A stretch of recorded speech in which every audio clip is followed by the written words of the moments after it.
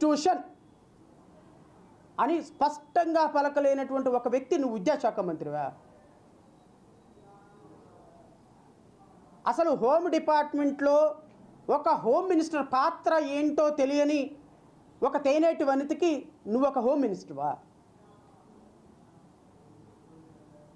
ఒక ఫారెస్ట్ చట్టాల గురించి లేకపోతే ఇంకొక దేని గురించి అవగాహన లేని ఒక జబర్దస్తులో వేషాలు వేసుకునేటువంటి ఒక నటి ఎప్పటికీ కూడా తిరుమల తిరుపతి దేవస్థానంలో టికెట్లు అమ్ముకొని దాన్ని కూడా సొమ్ము చేసుకునే కొబ్బరికాయల చిప్పలు కూడా అమ్ముకునేటువంటి ఒక మంత్రి ఆవిడ ఒక టూరిజం శాఖ మంత్రి.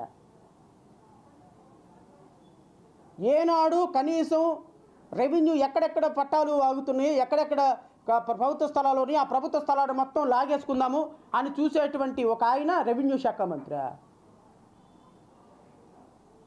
మీరా మంత్రులు ఈ రాష్ట్రానికి? అసలు మీరు ఏ శాఖకి ఏ మంత్రం ఎవరికైనా తెలుసా? ప్రతి శాఖ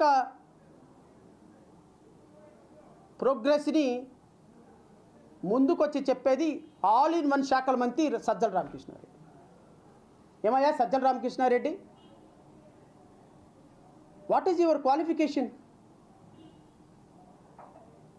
మంత్రులను కాదని పక్కన పెట్టి నువ్వు వచ్చి ప్రతి సందర్భంలో ప్రశ్న అడ్రస్ చేయడానికి what is your capacity? Under which position you are representing on behalf of state government?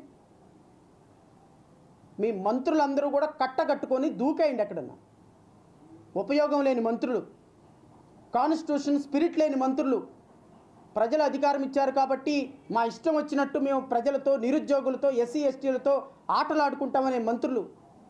నేను ఈ రాష్ట్ర ప్రజలకి మరొక సందర్భంలో మరొక శుభవార్త.